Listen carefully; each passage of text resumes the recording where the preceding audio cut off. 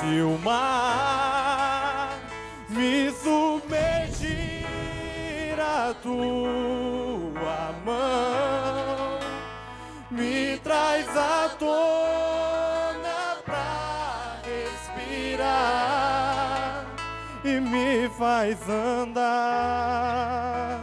sobre as águas.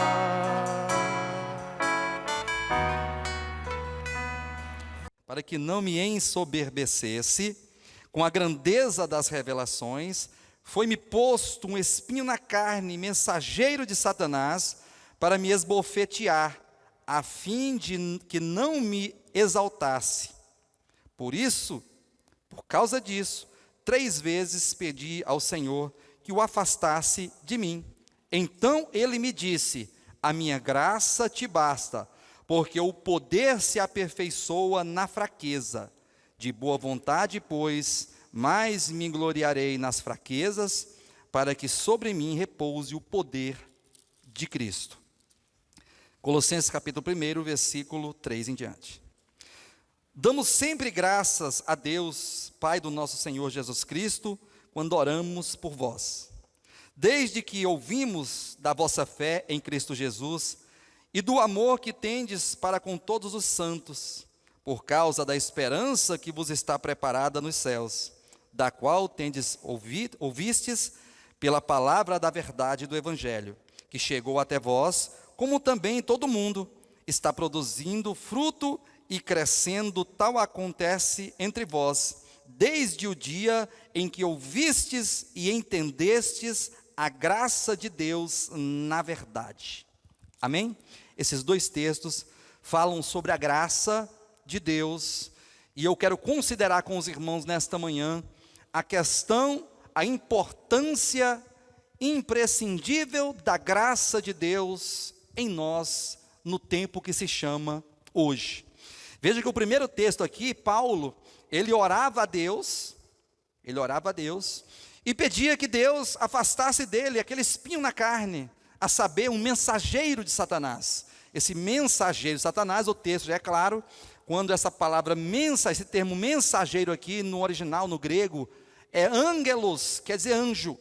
Então, havia um anjo mensageiro de Satanás. Havia um anjo da parte de Satanás, um anjo caído, que foi designado para acompanhar Paulo em todos os lugares que ele ia, em toda a sua missão, em todo o seu trabalho apostólico, de modo que este anjo caído, este mensageiro de Satanás, ia adiante de Paulo para promover tumulto, tribulação, sofrimento, dificuldade, perseguição e oposição ao apóstolo e ao seu trabalho missionário. Então veja que muitos já falaram sobre a questão do espinho na carne, né? Uns dizem que porque Paulo era cego, tinha uma cegueira grave. Outros diziam, até que Paulo era homossexual, já foi falado, que Paulo ele tinha uma inclinação para ser homossexual, e o espinho na carne era isso, para que ele quietasse. Mas não, nada disso. A Bíblia diz, o texto é claro, não requer nenhum tipo de revelação, quando diz que foi posto em Paulo um espinho na carne, algo para poder estar ali, está cutucando, está incomodando ele. Aí o texto disse, a saber, um mensageiro de Satanás. Então o espinho na carne é um anjo caído que foi designado, autorizado por Deus para perseguir o apóstolo em todos os seus trabalhos missionários que ele realizou na sua época. De modo que ele falou para Deus assim: Senhor, tem misericórdia da minha vida, eu não aguento mais essa vida, não aguento mais isso, por favor, afasta de mim esse espinho na carne. Por 3 vezes ele orou a Deus e pediu que Deus o afastasse, que Deus tirasse esse incômodo da vida dele, né? Aí Deus respondeu da seguinte forma: o poder, Paulo, ele se aperfeiçoa na fraqueza. Olha só que resposta importante de Deus. Eu não vou tirar o espinho na carne, não, porque o poder se aperfeiçoa na fraqueza. A minha graça te basta. Essa fraqueza aqui não é um desânimo, porque Paulo era desanimado, porque Paulo ele estava ali todo prostrado, Paulo era fraco, Paulo ele era inconstante. Não é fraqueza no sentido de fraqueza, de inconstância, de ser desanimado. Não é isso. Esta fraqueza aqui se entende como incapacidade, como insuficiência.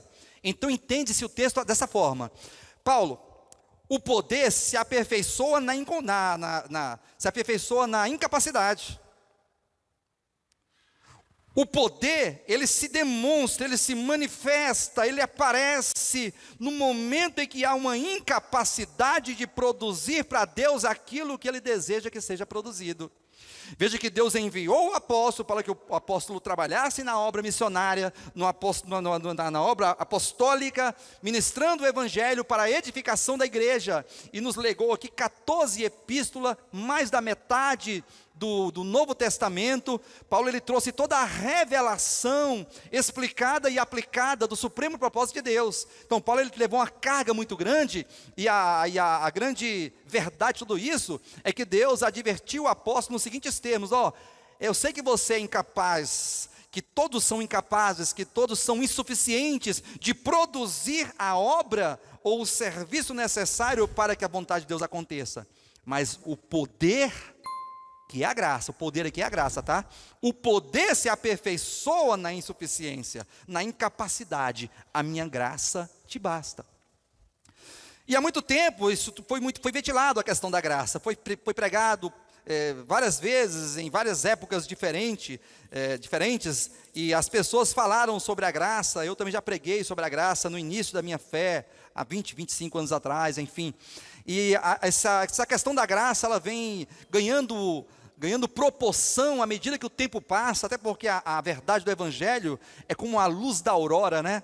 A Bíblia diz que a luz do justo é como a aurora, e a palavra é como uma luz, é como uma candeia que brilha, é como o conhecimento que vem ao coração, que vem na consciência, dissipando as trevas, trazendo entendimento, trazendo maturidade, trazendo percepção das coisas. E nós passamos por esse processo. Nós pregamos no início que a graça é simplesmente o favor imerecido. E na verdade, os irmãos já ouviram essa frase que graça é favor imerecido. E na verdade é mesmo, porque Deus é graça, Jesus é graça, e Ele veio e se entregou por nós. Portanto, foi uma oferta, um sacrifício, uma obra realizada em nosso favor de maneira imerecida. Então graça realmente é, de fato, favor imerecido. Mas não somente isso, porque isso não expressa com exatidão, com precisão, o sentido da palavra graça. E agora o apóstolo fala que é um poder, que não é somente um favor imerecido. Deus veio até mim, me encontrou, veio ao meu encontro, me salvou, justificou de todos os pecados e me deu vida. Amém. No entanto, fala de um poder. E agora essa palavra graça, ela ganha uma proporção um pouco maior. Então ela não é somente um favor imerecido, mas é o poder de Deus que se aperfeiçoa na fraqueza. Graça é o poder de Deus. Mas se você for aprofundar um pouquinho mais neste poder que se manifesta, é necessário entender este poder de maneira mais profunda, para que todos nós tenhamos a oportunidade e a bênção de poder desfrutar da graça de maneira prática a cada dia. Até porque o termo graça, ele traz um sentido, trouxe um sentido nos últimos anos, um sentido assim um pouco de liberdade. A graça, ela veio para trazer uma liberdade, assim um pouco exagerada, e eu acompanhei esse momento nos últimos, vamos tocar na última década, nos últimos 10 anos, uma certa liberdade em nome de uma graça. Então veja como que as pessoas, eu já ouvi irmãos falarem isso, né? Nós vivemos na época da graça. Não estou na época da lei mais, a dispensação da lei, da legalidade, daquele legalismo, daquelas coisas, daquela coerção, aquela imposição rígida ali, cruel, já passou. Hoje eu vivo na era da graça e eu sou salvo pela graça. Deus é por mim, Jesus é por mim, acabou, eu sou livre em Cristo Jesus. Tem que ter muito cuidado com esse pensamento, porque é um pensamento que pode te colocar em um extremo. Primeiro, a pessoa passa a vida toda vivendo numa legalidade, um legalismo religioso. Pode fazer isso aqui, não pode fazer isso. Pode vestir isso aqui, não pode vestir aquilo. Pode comer isso, não pode comer aquilo. Pode beber isso, não pode beber aquilo. Pode ouvir essa música, porque é gospel, mas não pode ouvir a música lá do Chico Rei Paraná, de qualquer outro cantor que seja, Roberto Carlos. Então, vivemos num tempo que as pessoas acabam, pode, não pode, pode, não pode, pode, não pode, e isso é um alimento da árvore do conhecimento do bem e do mal. Porque você conhece o que é certo, conhece o que é errado, então você fica, isso é certo, isso é errado. E começa agora a pautar a tua fé em coisas que não te levam a lugar nenhum. Ninguém por comer uma comida, ou deixar de comer uma comida e comer outra, ninguém vai ser melhor do que o outro por causa da comida. E ninguém vai ser melhor do que o outro porque bebeu uma coisa e deixou de beber outra, ou por causa da roupa, ou qualquer coisa que seja. Tudo isso são coisas exteriores, coisas da vida, coisas deste mundo, e nós precisamos ter a sensatez de entender a graça de Deus na verdade, para que possamos nos comportar e possamos viver uma vida humana equilibrada, porém espiritual e vencedora, uma vida que agrada a Deus, uma vida que Deus fica feliz conosco, que Deus fica contente, uma vida em que traga prazer para Deus ao atuar em nós como seus filhos. Porque, irmão, se tem uma coisa horrível, é a questão da religiosidade. Jesus, quando estava aqui na terra, ele batia de frente de maneira muito forte, contundente contra os religiosos. Jesus chegava não querendo justificar o erro da mulher adúltera, e nem do publicano, e nem do ladrão, e nem daqueles outros pecadores ali. Ele não queria justificar e endossar o erro, como que diz assim, não, mulher adúltera, você está certa, eu te salvo. Não. Ele disse, filha, a tua fé te salvou, vá, ou vás, e não peques mais. Então Jesus chamava a mulher adúltera de filha. Ao passo que quando ele lidava com os fariseus, os líderes, aquela cúpula religiosa, dos sinédrios, os escribas, os fariseus, os anciãos, ele tratava de maneira muito rígida. Ele falava, seus sepulcros caiados.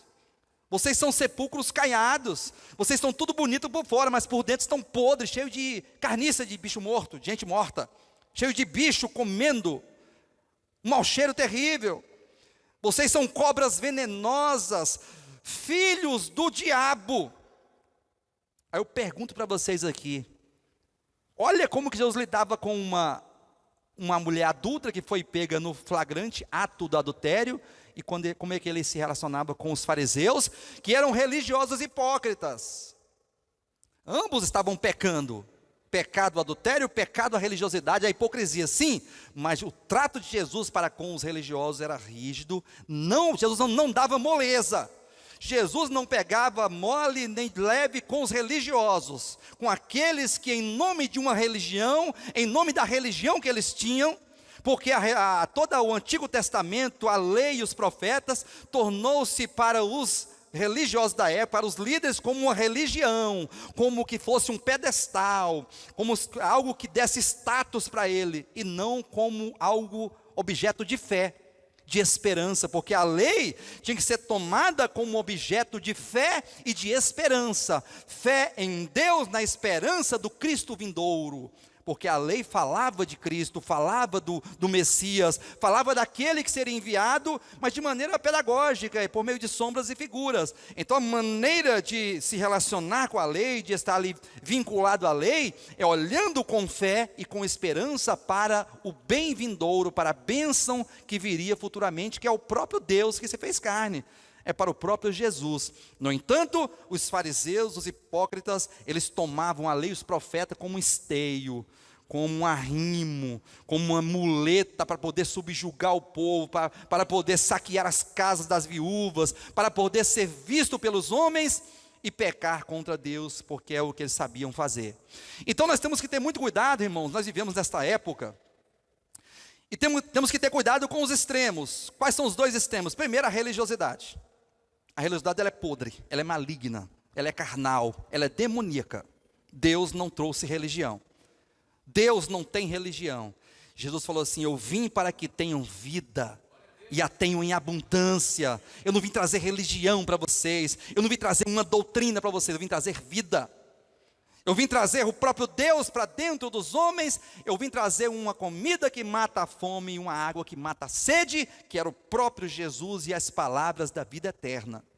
Então não podemos olhar para a vida cristã de maneira religiosa, temos que abandonar toda a religiosidade, tudo aquilo que é exterior, tudo aquilo que procede dos homens, todo tipo de pensamento caído desta era. Por outro lado, não podemos tomar a graça como uma liberdade extrema, ao ponto de olhar para aqueles que estão caídos na religião, e agora construir, edificar uma vida a Deus, uma vida cristã, pautada em uma liberdade que nunca houve. Que nunca houve. Querem ver uma coisa? A Bíblia diz que Ele nos libertou do império das trevas. Amém? Se você foi libertado do império das trevas, diga amém. Só diz quem foi libertado. Quem não foi, não precisa dizer amém. Não, sinta-se à vontade para não dizer amém. Quem foi libertado do império das trevas, diga amém. Amém.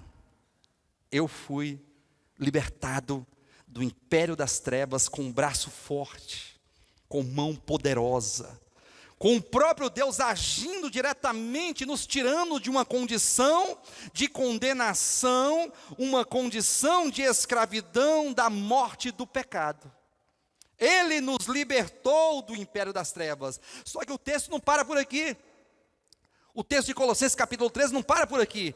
O texto diz, Ele nos libertou do império das trevas. Não para por aqui, continua. E nos transportou para o reino do Filho do seu amor, que é um reino de graça, que é um reino de amor, que é um reino de vida, que é um reino de luz, que é um reino de verdade. Nos tirou de uma escravidão e nos colocou como servos. Esse termo servos aqui é doulos no grego, que é escravo de Deus, de Cristo. Paulo declarou em vários lugares, várias passagens das suas epístolas, que ele era escravo de Cristo, que ele era prisioneiro de Cristo, que ele era servo de Cristo. E todos nós somos escravos de Cristo. Agora tem um detalhe aqui, queridos. Temos que ter uma atenção com uma coisa interessante. Quando nós falamos, eu sou servo de Deus, rapaz, eu fui libertado do império das trevas, cuidado, porque o império das trevas ainda está em nós. Ainda está em nós. A carne milita contra o espírito, e o espírito milita contra a carne. As trevas estão em nós ainda, o pecado ainda habita em nós, em nossa consciência, no nosso coração, no nosso ser, ainda atua na nossa mente um desvio de conduta, no que diz respeito a Deus e a sua vontade. Pastor, o que seria esse desvio de conduta? Um desvio de conduta, um tipo de comportamento contrário a Deus e a sua vontade. Por que muitas vezes ainda nos iramos, somos indiferentes às pessoas, nos magoamos, não queremos perdoar, resistimos o perdão? Por que muitas vezes não valorizamos as coisas de Deus da forma que deveríamos valorizar? Por que muitas vezes deixamos de acolher alguém, de socorrer o pobre, o necessitado, de visitar o órfão, a viúva? Por que muitas vezes deixamos de exercer o amor para exercer a nossa própria vontade, o nosso próprio desejo carnal, individual e maligno? Porque o império das trevas ainda pertence ao nosso ser. Todas as razões, todas as coisas negativas do nosso relacionamento humano encontram a razão no fato de que o pecado ainda habita em nós. Pastor, quando que o pecado será erradicado do nosso ser? No momento da glorificação do corpo, será o estágio final e máximo da salvação de Deus em nós, quando a nossa alma tiver sido totalmente transformada e o nosso corpo totalmente glorificado. Então essa natureza pecaminosa, que essa consciência caída, que esta morte, que esta oposição a Deus, tudo isso vai ser tirado de nós de uma vez por todas, e nós seremos como Jesus Cristo é após a ressurreição. Seremos filhos de Deus glorificados. No entanto, há uma caminhada muito grande. Nós vamos entender que a vida cristã é uma caminhada, é uma jornada, é uma vida desértica, cheia de muitos obstáculos. São muitas coisas que estão diante de nós, e agora precisamos entender a graça de Deus, como o texto disse em Colossenses aqui, né? Desde que ouvistes e entendestes a graça de Deus. Você ouviu sobre a graça? Você entendeu de fato a graça de Deus? Porque a graça de Deus não é somente um favor imerecido. A graça de Deus não é somente o poder que se aperfeiçoa na incapacidade. Ela é mais do que isso, porque a graça de Deus é o próprio reino, é o próprio Deus em nós, atuando em nossa mente para nos levar a uma consciência de Deus e da sua vontade. Atenção, vou repetir. A graça de Deus é o próprio Deus que atua em nossa mente e em nosso coração, nos formando, gerando em nós uma consciência de Deus e da sua vontade. Quantos entendeu? Diga amém. Olha esse texto aqui, ó. Tito capítulo 2, versículo 11, diz assim: porquanto a graça de Deus se manifestou salvadora a todos os homens. Olha só, repita comigo assim: porquanto a graça de Deus se manifestou salvadora a todos os homens. Então a graça de Deus, ela se manifesta. Como é que a graça se manifesta? Deus se manifesta. A própria vida eterna, ela se manifesta salvadora. Só que agora, como que esta manifestação? Como se dá esse Deus se manifestando? O texto está dizendo, acompanhe comigo o versículo 12, educando-nos. A graça de Deus se manifesta salvadora, educando-nos. E este termo educando-nos é muito próprio e muito maravilhoso nesse sentido, porque traz a ideia de conduzir pelo caminho. Ducto vem do latim ductor. Lembra daquele viaduto? Tem aqui o termo ducto no viaduto. Viaduto é aquele caminho que conduz para fora. É um caminho de passagem, é uma saída, viaduto. Então, educar consiste no mesmo espírito da paideia grega, que era conduzir pelo caminho. A paideia grega, a educação grega antiga, clássica, ela consistia em um educador, em um pedagogo, que tomava uma criança pela mão com uma lâmpada, com uma lanterna, e saía com esta criança caminho afora, ensinando, iluminando o caminho com essa criança, fazendo entender as coisas da vida. Então, você imagina alguém que toma uma criança pela mão com uma lanterna e sai andando e ensinando, enquanto a lanterna vai clareando, trazendo luz, dissipando as trevas, dando visão e entendimento na caminhada da vida. Então, o sentido da paideia grega, que é essa educação, que é do que fala o texto aqui, é justamente Deus que nos toma pela mão e nos guia pelo caminho do deserto, pela vida desértica, nos educando e nos ensinando as coisas eternas, as coisas próprias do coração de Deus, a verdade de Deus, a vontade de Deus.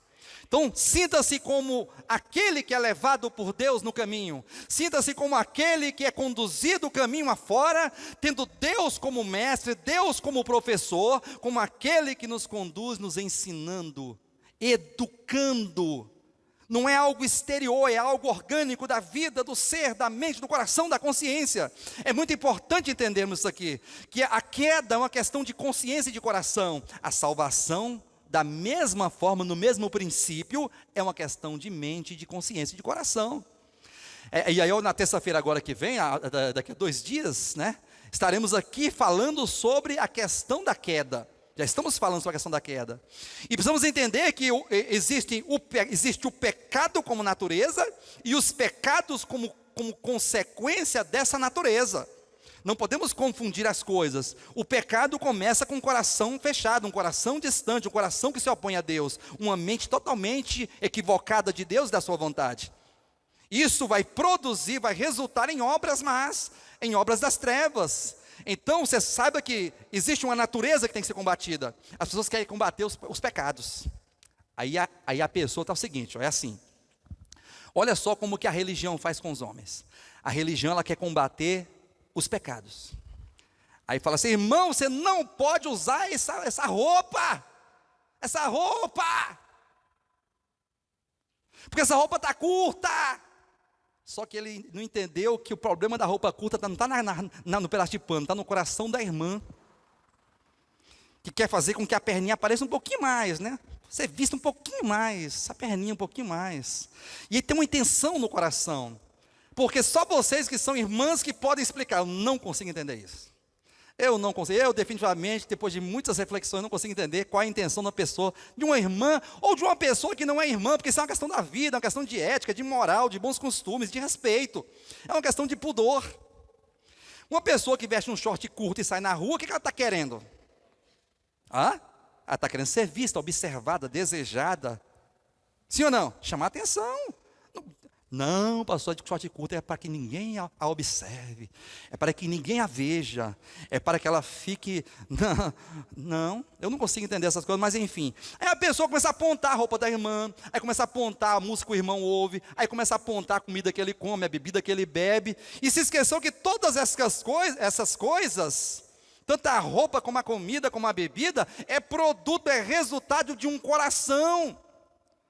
Então temos que parar de combater as coisas e começar a combater o problema, a raiz. Porque a raiz é o coração, a raiz é a consciência, a raiz é uma percepção equivocada do que Deus é e do que Ele quer realizar.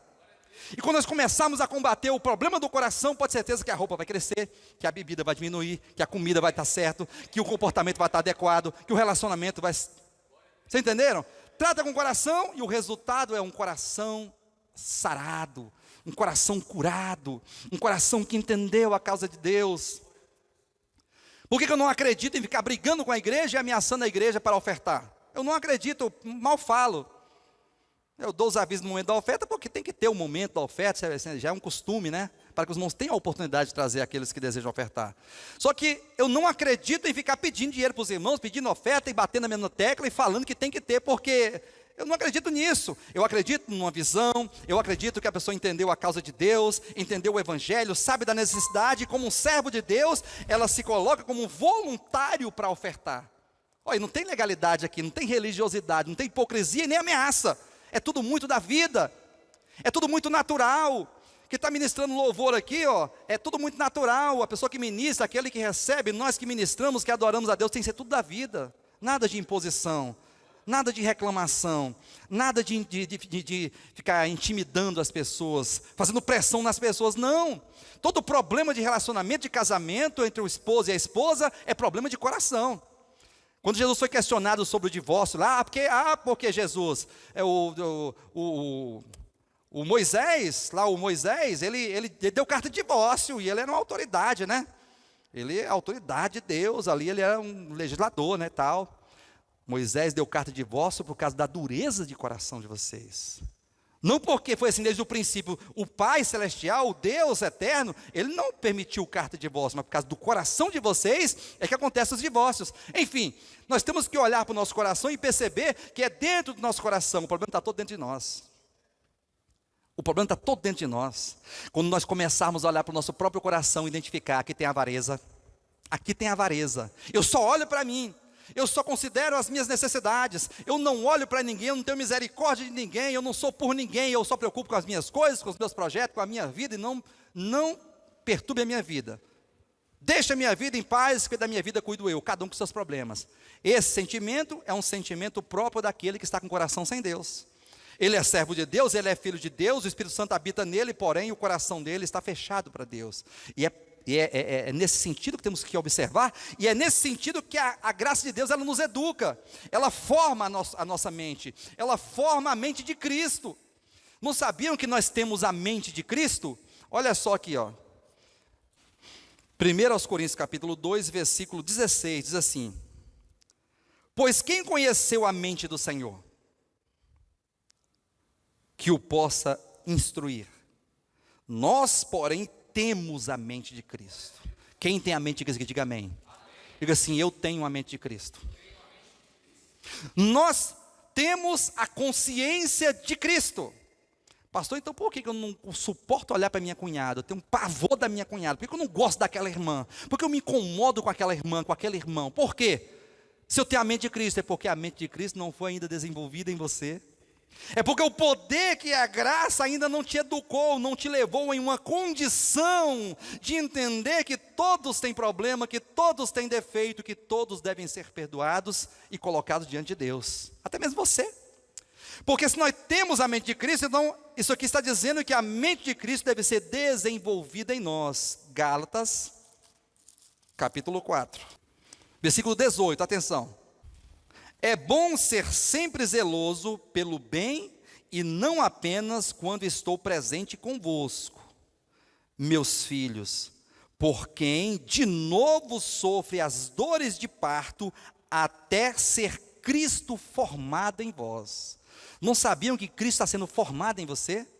Cristo, como assim? Cristo vai ser formado? A mente de Cristo. Nós temos a mente de Cristo, e a mente de Cristo está sendo imprimida em nossos corações, a consciência de Cristo, a consciência do novo homem, a mente de Cristo, o coração de Cristo, o sentimento de Jesus, aquele mesmo sentimento de se esvaziar, de se humilhar, de se despojar de si mesmo, está disposto a seguir com o Pai caminho afora, aprendendo de Deus e recebendo de Deus. Cristo está sendo formado em nós. E agora, voltando para o texto aqui de Tito, ele diz que a graça se manifesta educando-nos. Você está sendo educado pela graça? Ou ainda estamos com aquele velho pensamento de que a graça me dá liberdade, eu posso fazer o que eu quiser. Cuidado, não faça isso não. A graça não foi dada para você fazer o que você quiser, não. A graça te educa. Aí você fala, pastor, para que a graça me educa? Aí o texto continua, tudo é o texto. Olha só o versículo 12. Vamos ler o 11 e o 12 para ficar completa a ideia, tá bom? Porquanto a graça de Deus se manifestou Salvador a todos os homens, educando-nos para quê? Olha aqui a oração final. A graça se manifesta educando-nos, gerando em nós a mente de Cristo, formando uma consciência de Deus, para que renegadas a impiedade e as paixões mundanas. Para que renegada a impiedade e paixões mundanas. Então eu estou entendendo que a graça de Deus se manifesta. Perfeito. E ela se manifesta salvadora, é uma salvação, sim, perfeito, consiste na salvação de Deus. E essa salvação, esta graça manifestada, consiste na formação, na educação de uma mente, de uma consciência, imprimindo em nós a mente de Cristo. É isso, pastor? É. Para quê, pastor? Para que você renegue. Para que você renegue toda impiedade e paixões mundanas. Deve haver um renegar. Deve haver um se despojar. Nós precisamos repudiar todo o espírito deste mundo. Porque as paixões mundanas e as impiedades consistem no espírito do anticristo, no espírito deste século, no espírito de Laodiceia, nas leis deste mundo, que são leis, princípios e procedimentos contrários a Deus, ainda que seja uma boa religião, que fala de Deus, que fala de Cristo, que lê a Bíblia, que dá estudo, que faz orações, canta louvores, dá o dízimo, faz ofertas, ainda que fala em nome de Deus, mas se tornar uma religião é podridão, é impiedade, são paixões mundanas. De modo que a graça tem esse papel, o poder de Deus, ele atua, te educando, Deus, ele te educa. E agora você recebendo de Deus as orientações, a educação, essa formação no teu coração, na tua mente, você precisa dar o teu passo. Deus não vai fazer aquilo que você tem que fazer. O verbo se fez carne, ele morreu em teu lugar, ele te justificou, ele te reconciliou com o Pai, ele te aproximou de Deus, te deu vida eterna, te dá a palavra ministrada, está falando no teu coração a cada dia, para que você renegue, para que você possa repudiar todo sentimento maligno do teu coração e eu do meu coração. É uma luta, é uma batalha espiritual. Se tem batalha espiritual, está aqui. Eu falo de batalha espiritual, mas a batalha espiritual do povo é materialista, né? É uma batalha para conseguir as coisas materiais. Essa batalha aí não. Essa batalha é uma batalha deste mundo. Está todo mundo batalhando para conseguir as coisas, passando por cima dos outros e humilhando o pobre. Eu falo de uma batalha espiritual que te coloca em um âmbito de guerrear contra si mesmo. Não é ficar guerreando contra o irmão, contra o vizinho. O problema não está no vizinho. A nossa luta não é contra sangue nem contra carne, é contra principados e poderes do mal, forças espirituais do mal que atuam em nosso coração e na nossa mente. E a partir do momento que nós tomarmos percepção disso e começarmos a nos policiar, nos auto-observar, aquele que se auto-observa, observa a si mesmo, e passa a ver como ele está procedendo. Poxa, esse procedimento meu aqui não está legal, essa minha atuação aqui não está boa, Deus não se agrada disso, isso não é o Espírito de Cristo, dessa forma que eu me relaciono com as pessoas, Deus não se relaciona dessa forma. Se Jesus estivesse aqui, Ele não fazia assim, porque o Espírito de Cristo é manso, é humilde, é despojado, é despretensioso. O amor não busca os seus próprios interesses. O amor não se ufana, não se exaspera, não se ressente do mal. O amor simplesmente ama e perdoa. Isso aqui é a graça. Isso aqui é o poder de Deus que se manifesta em nós. E agora você, com este poder, com esta manifestação de Deus na tua vida, com este reino manifestado hoje na tua vida, que é o próprio Cristo em ressurreição, você vai ter a oportunidade de decidir se quer ou não. Você quer? Você deseja? Você almeja? Você está aspirando ser arrebatado antes da grande tribulação? Você está aspirando reinar com Cristo os 1000 anos? Você deseja ser um vencedor? Você deseja, arde no teu coração, a aprovação no dia do tribunal de Cristo? Vamos perceber isso. Vivemos num tempo final. Vivemos tempos em que o advento se aproxima e ele certamente, com toda certeza, virá. Jesus virá. E nós, eu e você e todos os cristãos que passaram, estaremos diante do tribunal de Cristo para que possamos receber. Seremos pagos, é um pagamento, é um recebimento, recebermos, segundo o bem ou mal que tivermos feito por meio desse corpo, ou seja, por meio da vida humana. Vamos pensar nisso. A vida humana, ela é permeada de circunstâncias adversas. Nós vamos encontrar adversidade em todos os âmbitos da vida humana. Desde o momento em que você se vê como pessoa, né? Porque não tem a criancinha ela não se viu como pessoa, ela é uma pessoinha que está ali, mas não está ali. Ela está ali correndo, está tudo certo. Mas a partir do momento que começa a ter uma idade de se ver como pessoa, sei lá, se é 13, 14, 15 anos, a idade, tem a diferença de pessoa para pessoa, a maturidade ela chega para uns mais cedo, para outros mais tarde um pouquinho, mas todos ganham um momento de sensatez, de percepção da vida. Desde esse momento de percepção da vida, nós passamos a enfrentar problemas, dificuldades, adversidades, barreiras, oposições contra nós, próprias deste mundo, próprias da vida humana. Pastor, é o diabo? Nem sempre é o diabo. O problema é que o diabo foi colocado culpado de tudo, né? O cristão compra do mascate e não paga. Aí o mascate começa a chegar na porta dele, começa a ameaçar. Irmãos, olhem por mim que o diabo está furioso. Irmãos, olhem, pastor, olha por mim que o diabo está furioso. O que aconteceu? Não, o mascate está me ameaçando. Ele não conta que não pagou. Paga o mascate. Paga o mascate. Que o diabo vai ficar se acalmar. Paga o mascate, o diabo se acalma. A pessoa age em casa de maneira errada, age no casamento, seja qualquer âmbito da vida, de maneira errada, equivocada, põe o seu ego em primeiro lugar do que a família, do que o casamento, do que de Deus, do que a verdade. Aí começa a ter problemas em casas, vai se separar, vai se divorciar. Ah, meu Deus, ora por mim, irmão. Não adianta orar, irmãos. Não adianta orar. Pastor é o primeiro pastor que eu vejo que não adianta orar. A oração ela tem muito poder, quando é seguido de um coração quebrantado e disposto a se arrepender. O irmão não quer se arrepender, o irmão não quer pagar ninguém, o irmão não respeita ninguém, o irmão quer ser todo altivo, todo soberbo, todo orgulhoso, religioso, hipócrita, sem vergonha. E agora quer oração? Não, vamos nos colocar em nosso lugar, vamos nos despojar do velho homem, do ego velho, maligno, religioso, hipócrita, demoníaco. E aí então vamos agora desfrutar da verdadeira vida em Deus. Olha só o texto. Porquanto a graça de Deus se manifestou Salvador a todos os homens, educando-nos para que, renegadas a impiedade e as paixões mundanas, vivamos no presente século, hoje, sensata, justa e piedosamente. Quem aqui deseja viver uma vida sensata, justa e piedosa? Quantos desejam andar como Cristo andou, falar como Cristo falou, viver como Cristo viveu? Certamente você vai ter pecados, você vai ter erros, mas são erros pontuais, são lapsos que vão acontecer na tua vida. E na maior parte da tua vida, do teu viver humano, na tua casa, no teu trabalho, na vida social, na vida cristã, na vida familiar, você vai viver como um verdadeiro discípulo, como um cristão autêntico, como aquele que vive de modo digno do Senhor para o seu inteiro agrado.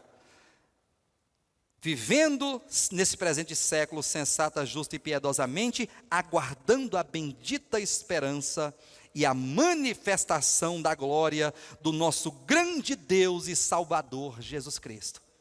A graça se manifestou salvadora, é Jesus Cristo, é o reino, é a vida divina em nós, é o poder da morte e da ressurreição.